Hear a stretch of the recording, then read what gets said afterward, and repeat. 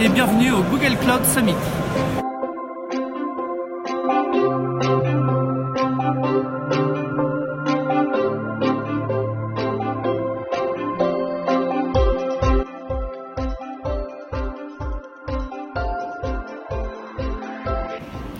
Donc je ne fais pas partie de Google, je dirige une start-up parisienne d'une vingtaine de personnes qui s'appelle GetQuanti.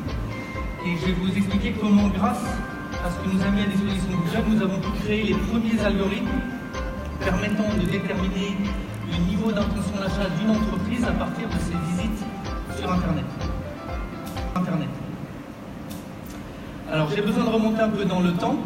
Nous avons, notamment en l'occurrence en 2014, c'est quasiment les débuts de l'expansion de Google Cloud Platform. Et GetQuanti dispose à ce moment-là, ça s'appelait d'ailleurs GetPlus, d'une superbe technologie de tracking à base d'adresse IP et d'une superbe base de données pour identifier les entreprises qui visitent les sites web de nos clients.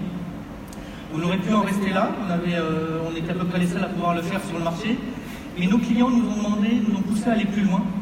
Pourquoi? Parce que quand on arrivait à identifier des entreprises qui visitaient les sites de nos clients, on passait on va dire des 1% de formulaires qui étaient convertis sur leur site à 30, 40, 50% d'entreprises identifiées. Donc on leur créait finalement une masse de données qu'ils n'étaient pas capables de traiter. Alors ils nous ont dit, est-ce que vous pouvez nous aider à trier parmi les entreprises qui viennent nous visiter, nous indiquer celles sur lesquelles il y a un peu plus d'intention manifestée, celles qu'il faut que je recontacte en priorité par rapport à celles qui manifestement n'en sont pas encore aussi matures. Et ça nécessitait pour nous de franchir un cap, de travailler sur l'ensemble des informations dont on disposait et que avant Google Cloud, on était obligé de supprimer pour des raisons de coût et de performance. Et le passage dans le cloud pour nous, ça a aussi été l'équivalent de pouvoir conserver tout simplement les données de visite de l'ensemble de nos clients. Et on a pris ce pari un peu fou à l'époque, de pouvoir construire des algorithmes en interprétant non seulement une intention de visite, comme ça se fait dans le B2C, mais sur l'ensemble des visites de l'ensemble des employés d'une entreprise, donc en agrégeant de l'information. Et ça, bien sûr, c'était une nouveauté, il n'y avait pas d'équivalent sur le marché, il a fallu qu'on invente notre propre manière de faire. Le premier élément clé vis-à-vis d'une entreprise qui veut se lancer dans le machine learning, c'est la plongée dans les données, prendre du recul. Si vous n'avez pas de données collectées de manière suffisamment volumineuse et de qualité, vous n'irez pas très loin en réalité en termes de machine learning. La deuxième difficulté auquel on a été confronté dans notre cas, c'est que d'une part AutoML n'existait pas encore, et en plus on travaille sur une modalité qui n'est pas évidente parce qu'on n'a pas ce qu'on appelle la fonction Y, c'est-à-dire qu'on ne sait pas aujourd'hui mesurer objectivement le positionnement d'un client dans un cycle de vente. On ne s'est pas entraîné en réalité des algorithmes.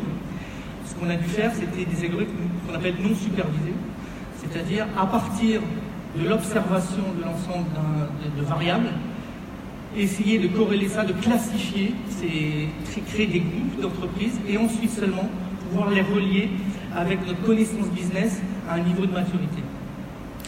Donc c'est ce que je dis aussi souvent et ce qu'on a appris en marchant, c'est qu'en fait on parle de machine learning, mais en réalité on fait aussi de l'entreprise learning ou du team learning. C'est-à-dire que le chemin de découverte des données va nous apprendre énormément de choses sur nous-mêmes. En l'occurrence, on avait identifié une cinquantaine de variables sur lesquelles potentiellement on imaginait que l'avancée dans le cycle de décision d'une entreprise pouvait avoir une incidence. Comment on a fait, puisqu'on n'avait pas de mesure objective, eh ben on a fait une introspection, on s'est dit voilà, une entreprise, lorsqu'elle va progresser dans sa décision d'achat, comment elle va se comporter, qui dans l'entreprise va revenir sur le site du fournisseur, à quelle fréquence, qu'est-ce qu'ils vont aller voir, donc un travail en fait de partir de la réalité, en disant cette réalité va se traduire probablement sous un certain nombre de variables qu'on va pouvoir elle observer. Et après on a entraîné et on a testé de nombreux algorithmes sur de nombreuses variables pour identifier celles qui étaient réellement représentatives d'une avancée dans le funnel de décision. Le troisième élément, ce qui s'appelle, que j'ai mis sous forme de prediction variable, c'est qu'en fait, nous, notre objectif, c'était de trier les prospects par chaleur, on va dire. Sauf que si on donne un résultat d'une prédiction aussi bonne soit-elle à un client et qu'il est incapable de la corroborer par rapport à un certain nombre d'autres variables, vous arrivez à un black box qui finalement ne sera jamais adopté parce que trop inexplicable. Et donc il a fallu en même temps qu'on arrivait à qualifier et classifier nos clients, définir des variables explicatives, intelligibles, compréhensibles par un non-scientiste. Pour nous, ça a été une révélation, c'était la première fois qu'on vérifiait que ce qu'on avait prédit se traduisait dans la réalité. Donc ce que vous voyez, c'est pour chaque courbe représente un visiteur entreprise sur un site d'un client. Les étoiles représentent une visite, un point d'impact. Donc vous avez plusieurs visites successives d'une même entreprise chez un de nos clients. Et puis, la courbe représente son niveau de score, son niveau d'intention d'achat. Et on voit les choses, on a vu des choses apparaître telles qu'on les attendait mais qu'on n'avait jamais validées, qui était que parfois la première, la deuxième ou la troisième visite va déclencher un saut, une accélération dans l'intention de décision de nos clients. Et c'est ces moments-là qui sont hyper importants pour nous et pour nos clients, c'est détecter les ruptures d'intérêt. Et puis ça, c'est la version finale. C'est ce que nos clients voient en temps réel à partir d'aujourd'hui. Chaque point représente un prospect qui visite leur site web et qui va être scoré sur une échelle de couleurs pour identifier en temps réel les entreprises et leur niveau de maturité.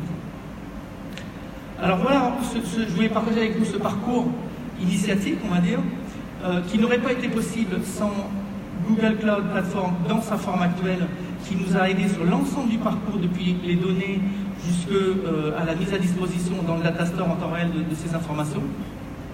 Et bien sûr, ce qui nous attend est encore plus enthousiasmant, c'est comment Google AI, comment AutoML va pouvoir nous aider à l'accélérer encore.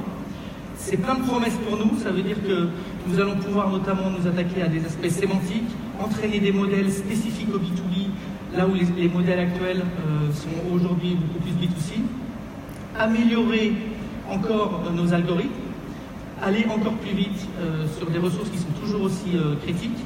Et puis pour terminer sur un petit peu l'avenir, ce matin le CTO annonçait, c'est une énorme surprise et pour nous une très bonne surprise, que pour lui l'infrastructure quantique serait une réalité dans les 12 mois. Nous on attend ça avec impatience puisqu'on a des algorithmes nativement conçus pour le quantique. On a lancé un site qui s'appelle Quantum Marketing, que vous pouvez aller visiter. Et j'espère l'année prochaine revenir avec Arnaud, vous présenter les résultats de ces algorithmes de machine learning, cette intelligence artificielle sur une infrastructure quantique. C'est en tout cas ce que notre vœu le plus cher. Et voilà, et donc j'étais ravi de partager avec vous cette aventure.